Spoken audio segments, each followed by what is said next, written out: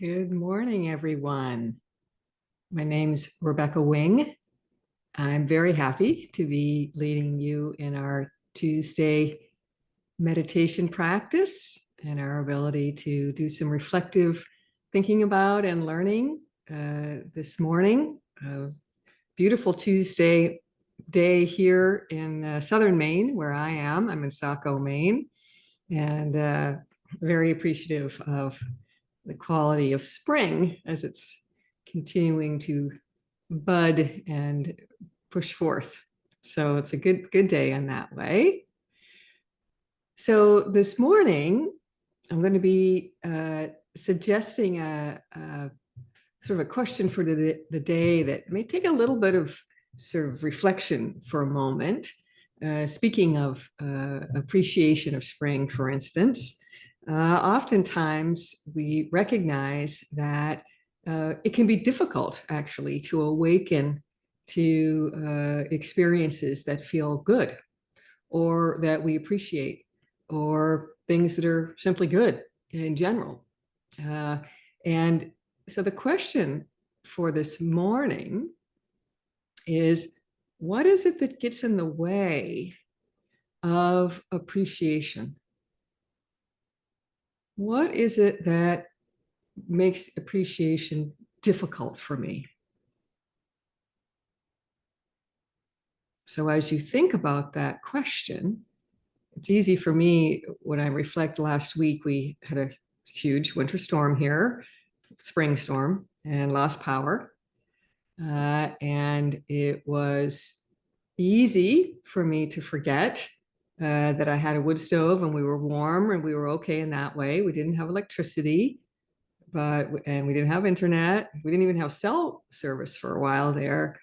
And how easy it was to forget about the blessings of the wood stove because of my, dissatisfaction, would be a way of putting it, of not having these other things.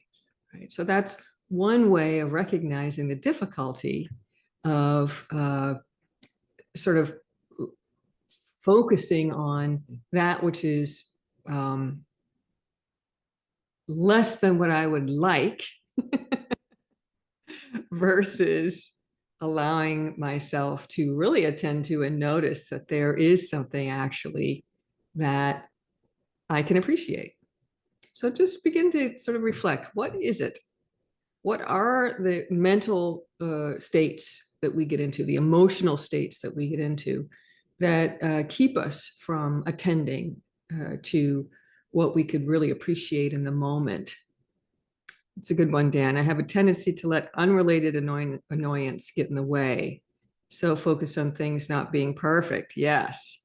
Yeah. Forgetting to notice that they're good. Right. So there's a big difference between perfect and good, right?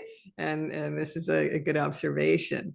Yes, Loretta, of course, past grudges, annoyances. So even if we're with someone who we love, those grudges and annoyances can get in the way of our appreciation of a loved one. Yeah, self-pity for sure. Worrying, of course, because worry is about the future. So we're not really present with what's happening in the moment. Competitiveness. Yeah, I'm not good enough, or I want to get better at whatever it is I'm doing, or better than others, etc. Absolutely. Yeah. Yeah. So this self-focus, being, overly self-focused, of getting what I want, making sure that my surroundings are what I need, right? And that this then tends to draw our attention away from very, very simple things that can be appreciated, because our brain is leaning towards what we call the negativity bias.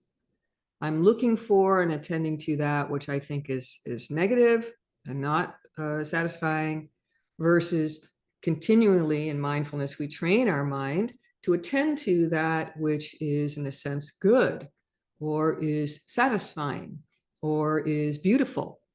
And this ability in mindfulness practice to get more skilled at really learning how to cultivate that state of appreciative joy, which is the quality that we call in the mindfulness tradition appreciative joy.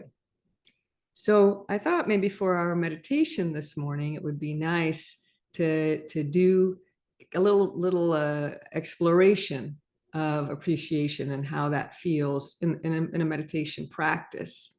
So why don't we go ahead and find our seat, allow ourselves to get upright in our chair.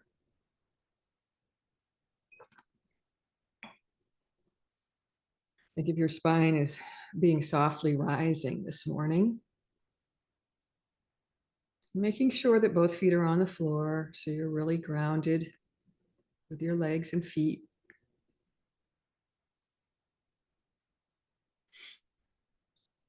And as you drop in, first notice the connection with the seat beneath you. So really feel the connection of your body with the cushion.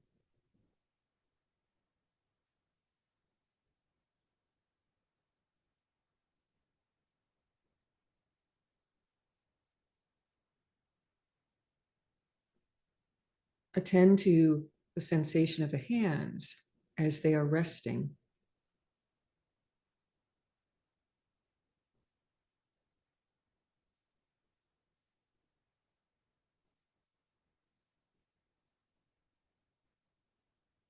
And then explore the sensations of the face in this moment, noticing the forehead muscles.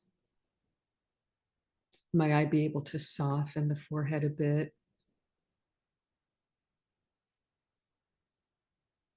Around the eyes and cheeks, releasing.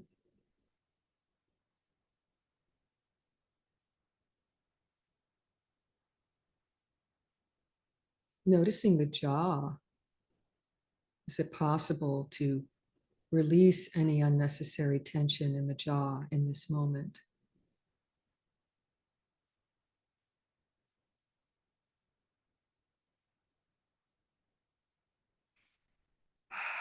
Noticing the back of the neck.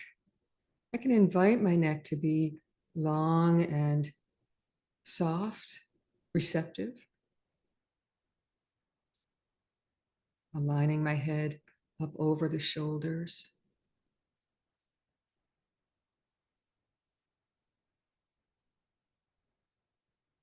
And encouraging my shoulders to rest on the frame of my body.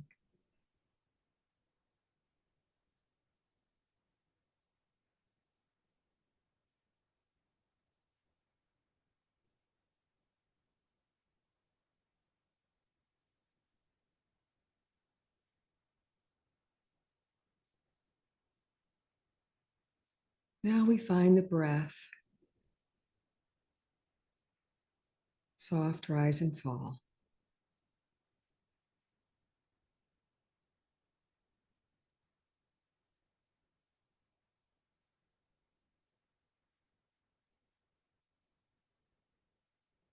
Bringing a quality of friendliness and goodwill to the breathing process, the body in the chair.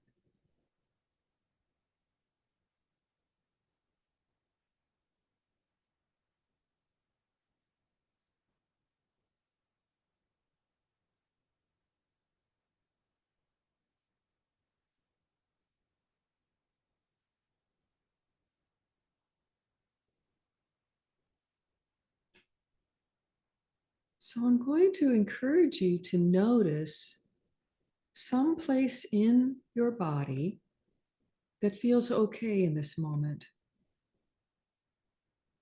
So scan the body. Could be someplace as far away as your pinky toe. Any place where you're noticing a sense of okayness, feeling all right in the body. And let your attention rest there.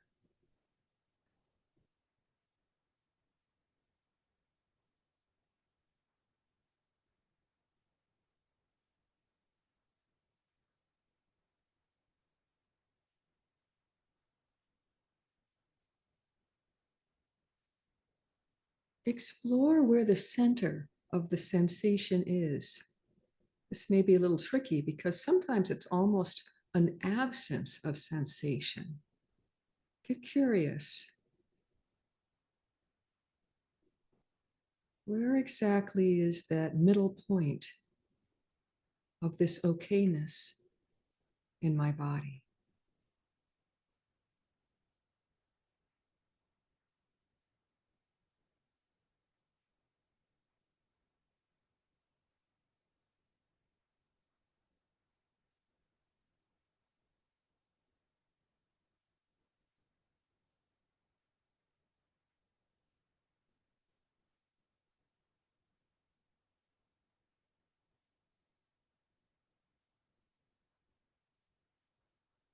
Explore how the breath can interact with this goodness in the body.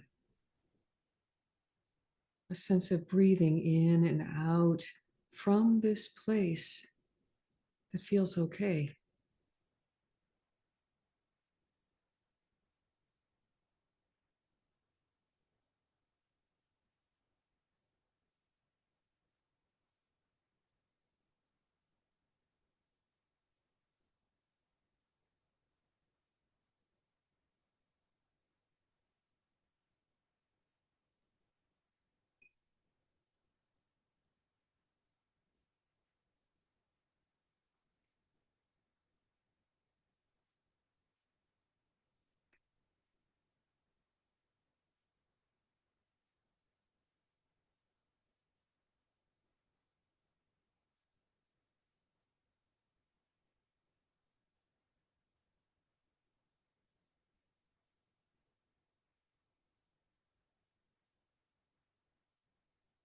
Allow yourself to enjoy the sensation of feeling good in this area.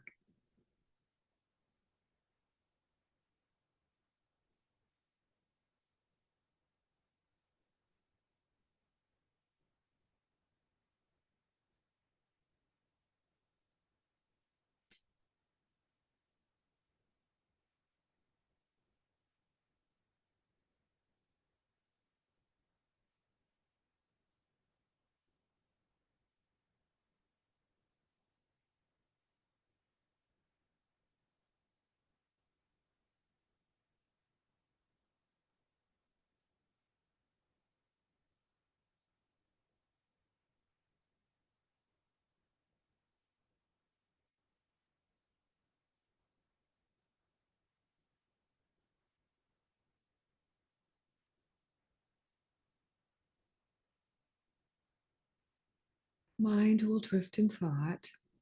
Try again. Find that center place, center point of okayness, and rest your awareness there as you breathe.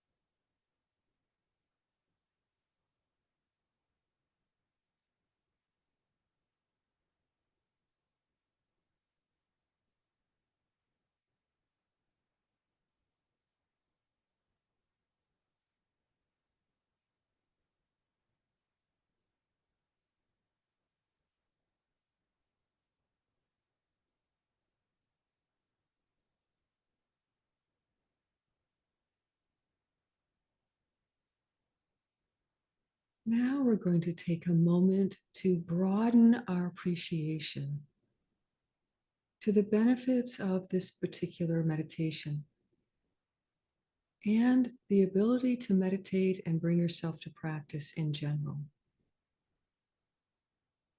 See if you can open to that sense of appreciating the ability to develop more mindful awareness in meditation practice.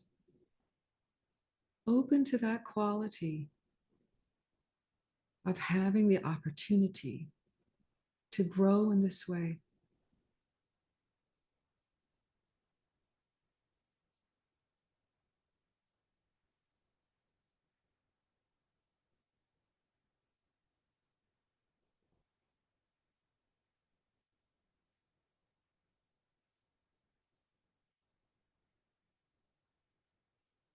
It may be helpful to recognize how you feel in this moment in the body as a representation of how it is that we are continuing to grow in appreciation, gratitude for this path of mindfulness. Just sink into that quality of appreciation.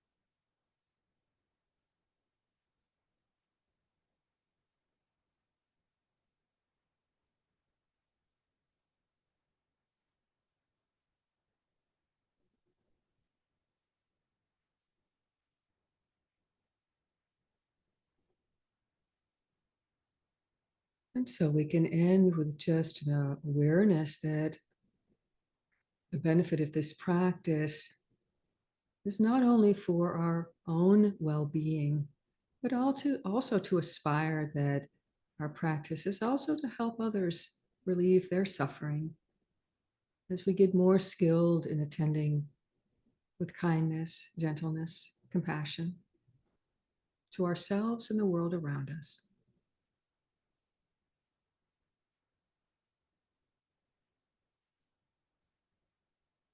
So when you're ready, it's helpful to take in that deeper breath as we end the practice, maybe even a little stretch as we end the meditation.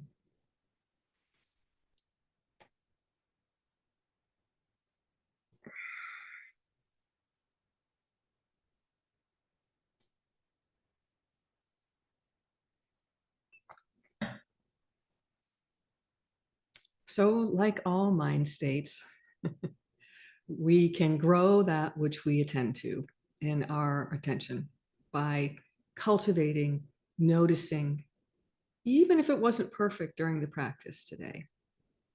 There were probably moments when you noticed that area that you felt okay in your body, where there was this releasing quality, this sort of sense, yes? And so this is the practice that we get more and more cultivated at, learning how in the smallest moments to settle, for instance, into our body and realize, okay, well, I got a little bit of a headache, but actually, my feet feel really relaxed. So this is that a recognition that it doesn't mean that I'm necessarily negating having a little headache. It includes, however, these other things that are going on around me, or in this case, in me and my feet, where I'm recognizing, there's actually two things going on here. There is some discomfort and there's also some ease. And this allows us to get more clarity about attending to and looking towards that which is okay and that we can appreciate in the moment, even if all our needs aren't met. So both. So one of the things that the teachings are very clear on when it comes to mindfulness practice is narrowing down the ability to get more clear around the smallest things in your surroundings and within you that you can notice more often as something to appreciate. A lot of times, people want to make a gratitude list and they tend to make these big, grand, sort of observations of the things that we're grateful for. But this practice is more subtle. It's, in a sense, getting more clear about the tiniest things. So I'll give you an example. So for my cup of tea this morning, when I feel the warm cup in my hands, right off the bat, I can really appreciate and sense how comforting it feels because it's so warm. And I can smell the tea and really notice the lovely fragrance of the tea. And then, of course, when I sip the tea, there's this moment of appreciation of the flavor of the tea, the warmth of it entering my body. And then I put the teacup down and I'm in a sense moving on.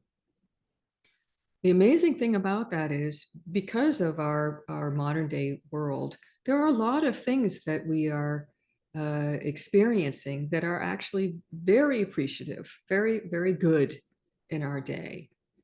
So simple things like, for instance, today the sun's out here, and that in the morning I might be sitting there looking out the window, and the sun comes at an angle and shifts a beam of sunlight onto the floor.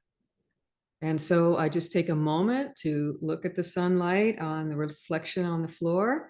And here comes my kitty, and he lays down in that beam of light. And so I have another sense of appreciation that there he is doing his kitty cat thing of enjoying the light and the warmth of the sun. And then I move on with my day. So these moments oftentimes are very, very short. They're not like long extended periods necessarily. But the interesting thing is the more you cultivate these moments, like 5 seconds, 10 seconds maybe, of this is good. I appreciate this. Oh, how lovely, right? These are the qualities that we get more and more attentive and able to experience this. That's nice, Julie. Appreciation for this moment with all of you. Yes. And the space to be here. Now, you may have noticed yesterday, if you were out watching the eclipse or watching online and recognizing how many people were joined in being together and watching the eclipse. So that one was a little bit bigger. And I think that oftentimes when it's that big, we have this even deeper appreciation of, oh, I feel included here. Like, even though I'm maybe out in my backyard by myself, looking up through my special glasses, I recognize that so many people are doing this with me. So here's the interesting thing about that. Anytime you meditate, same thing's happening. Same thing's happening. There are people all over the world who are meditating at the exact same time as you are. And to me, that is a real wonderful way to feel supported in your meditation practice. Not alone here. I am, in fact, being joined. It's just not being covered on the news and in the Facebook quite the same way as the eclipse, right? But I still really do have this sense of deep appreciation. The other kind of appreciation is appreciative joy for others, for their well-being, for their good fortune. And this is another extension of getting more and more clear about how important it is for us to really get better at noticing when someone around us is really having good fortune. And so it could be something as simple as watching a mother walk by with her stroller and the babies in the stroller, and the sense of connection and love that you see the mother having with this infant as she walks the baby. Ah, how beautiful. So happy for this mother on this day where she's with the baby and attending to the child as they walk in the spring air, right? Or when we have a family member or a friend or a coworker who's had some good fortune in one way or another, being acknowledged for their job at work, for instance, someone, loved one who's, had a really good day and really feels good about themselves in the moment. These are also qualities that are appreciative joy when we are, in a sense, extending it towards the well-being of others, the good fortune of others. And the interesting thing about that is, the more you practice that, the more you attend to and notice folks who are having a good day or having good fortune.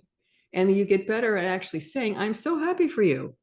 I'm so happy that this turned out for you. How wonderful. And that quality over time with practice is, again, the ability to get more skilled at really attending outwardly into the world versus inward focus, which sometimes gets us into a pretty dark place. Yeah. So even if I'm having a bad day, I might be able to attend to and notice states of well-being and good fortune of people around me. And I can rejoice in that for them, which in fact then makes me feel better because I appreciate them. So the near enemy of appreciative joy is comparison. I think someone said that that was one of the things that gets in the way, competitiveness, right?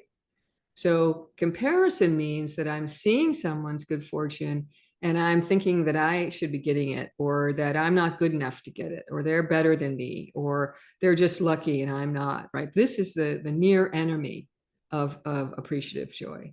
And so when we get more and more attentive to noticing, I'd really rather drop that state and just see this as best I can if I can really feel that cultivated sense of appreciation. So I hope today was helpful for you. And I wanted to share a slide because um, Harvard Pilgrim has made a recording of a very important talk for those of you who are interested in learning about mindful eating. This is a really wonderful presentation by Dr. Judd Brewer, and it is pre-recorded so that you can go to point32health.org, the hunger habit, and find that recording. There's also a group that's meeting regularly. Kel Juilliard is the person who's running it, and they're going to be doing some talks and presentations about mindful eating and etc., working with the hunger habit. So check that out if you're interested. This is the thing about all of the different qualities of things that we're really working on with mindfulness, right? Learning how to bring loving kindness to ourselves and the world, learning to be a more compassionate person, learning the quality of appreciative joy. So we're getting more skilled at even the smallest things around us to appreciate. And then equanimity, which is a big one, which is learning to rise and fall with these different states of good, bad, indifferent, neutral, positive, negative, and recognizing that this is the rise and fall of all life. And so if I can get better at noticing and attending with more gentle, attentive awareness, when I'm contracted and clinging and grasping at what I want versus opening to what is. And in this case, it would mean getting better at attending to simple, tiny little things in my environment that I can appreciate. So I'm a mental health counselor. And one of the things that I do to help my clients when they're lost in a state of contraction is to really open to what they see in my space. So you might see behind me, there's a lot to look at there. Yes. And so I'll say to them, this is only one wall or maybe two walls, but I'll say, is there anything in this room that you really appreciate or you really feel is interesting to look at or feels good? And it's always amazing to me how sometimes it takes people a while to find something because they're used to looking. I love the purple, me too. They're used to looking for that which they don't like, you see? So they've cultivated a negativity bias. So much of this is recognizing that we can get more and more attuned to and appreciative of even the simplest thing as a plant that's tumbling down a shelf, right? Of seeing that and appreciating and noticing, or the color or the picture behind me, right? It's a pretty cool picture. So again, my name's Rebecca Wing. I'm here in Saco, Maine, and very, very good to be with you all today. May you have a day filled with small moments of appreciation. Bye-bye, everybody.